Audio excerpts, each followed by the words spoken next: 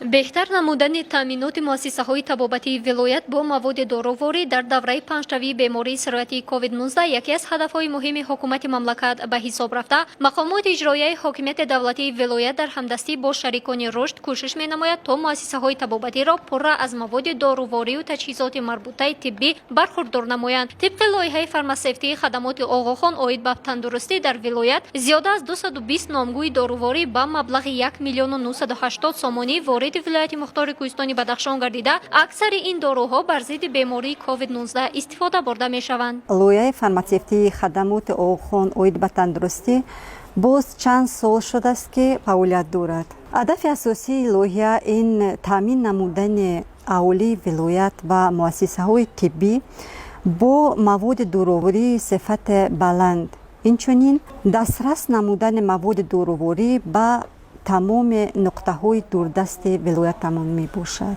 در همکاری زیچ با ریاست تندرستی ولایت مختار کوهستان بدخشان، لایحه فارماسیوتی خدمات آقاخان هر سال طلبات اولی ولایت و مؤسسه‌های طبی رو به نظر گرفته درخواست آن را قبول می نماید. از فوند بین المللی نیدرلندیا موادهای ضروری رو دسترس می نماید. باعث ذکر است که با دستگیری برنامه آذوقه‌واری جهانی در مدت یک ماه این مواد به تاجیکستان وارد گردیده توسط ماشین‌های مخصوص بارکش به شهر خاروق آورده شد. با گفت کارمندان خدمات آقاخان عاید به تندرستی در ولایت، این نمود داروواری به تمام منطقه‌های حدود ولایت در همدستی با ریاست تندرستی ولایت برای احتیاجات داروخانه‌ها، بنگاه‌های طبی تقسیم گردیده، ساکنان می توانند بدون مشکلی از آن استفاده برند.